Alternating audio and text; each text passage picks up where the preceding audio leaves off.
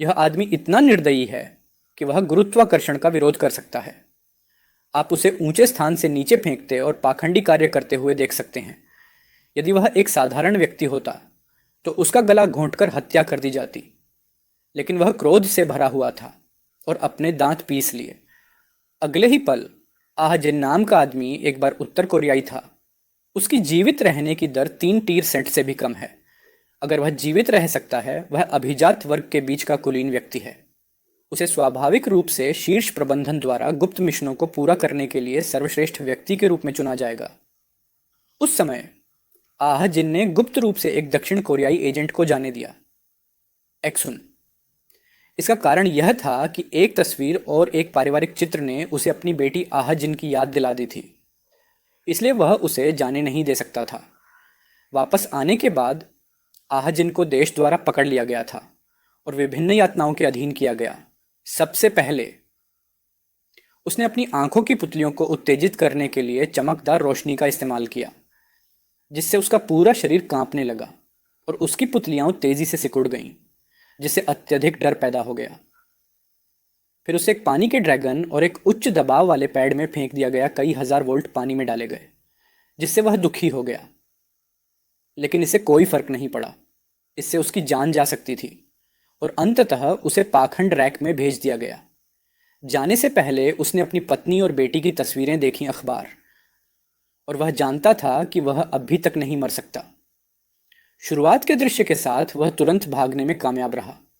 वह अपनी पत्नी और बेटी की तलाश में गया, लेकिन आखिरी चीज जो उसने देखी वह उसकी पत्नी और बेटी की लाश थी। एजिन परेशान था और उसने अपनी पत्नी और बेटी का बदला लेने की कसम खाई थी। बाद में एजिन को विभिन्न सुरागों के माध्यम से पता चला कि उसकी पत्नी और बेटी की हत्या करने वाला कोई और नहीं बल्कि उसका कॉमरेड ए था, जो इस समय जीवन और मृत्यु से गुजर रहा था। अजू बदला लेने के लिए दक्षिण चीन सागर की ओर भाग गया था।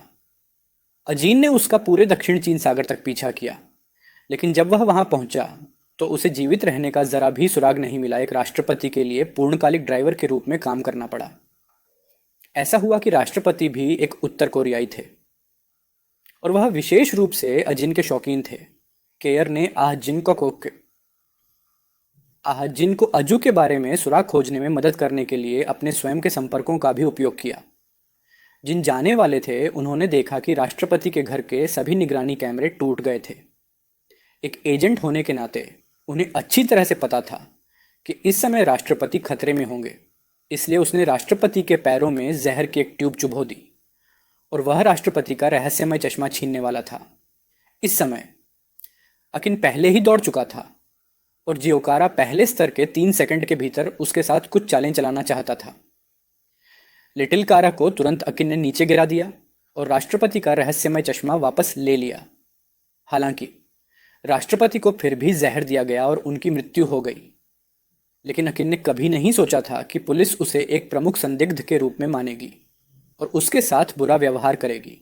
हालांकि पूरी प्रक्रिया के दौरान आह जिन केवल अपनी पत्नी और बेटी का बदला लेना चाहता था और पुलिस के साथ शामिल नहीं होना चाहता था। राष्ट्रपति द्वारा दिए गए संबोधन के माध्यम से उसे अंततः वह दुश्मन मिल गया जिसने उसकी पत्नी और बेटी को मार डाला। एक अभूतपूर्व स्काईडाइविंग प्रशिक्षण। गेट खुले और सैनिक बहादुरी से उछल पड़े। जैसे ही आखिरी व्यक्ति कूदने वाला था, विमान अचानक उछल गया और सैनिक बाहर गिर गया। पैराशूट की रस्सी को यात्री कार की गर्दन के चारों ओर कसकर बांध दिया गया था और पूरा व्यक्ति हवा में 10,000 मीटर तक लटका हुआ था। यदि रस्सी नहीं काटी गई तो सैनिक को मौत के घाट उतार दिया जाएगा। सहायक सेडान, उसे गला घोंटकर मार डाला जाएगा। यदि यह आप होते तो आप क्या चुनते? इस समय मुख्य अधिकारी ने अपना खंजर निकाला, शांति से पैराशूट की रस्सी उठाई और फिर जल्दी से पैराशूट लगा दिया। बैग बिना किसी हिचकिचाहट के वह विमान से कूद गया और अपनी गोता लगाने की मुद्रा को समायोजित किया। उसने तेज गति से सीधे नीचे गोता लगाया और इस समय हवा का प्रतिरोध ऊपरी सीमा तक पहुंच गया था। केवल प्रशिक्षक ने अपने पैराशूट बैग खोले लक्ष्य और लक्ष्य पर पहुंचे। प्रशिक्षक ने सैनिक को अपने पैरों से जकड़ लिया और जल्दी से रस्सी बांध दी, लेकिन वह उतरने से ठीक 1 सेकंड पहले जमीन पर गिरने वाला था।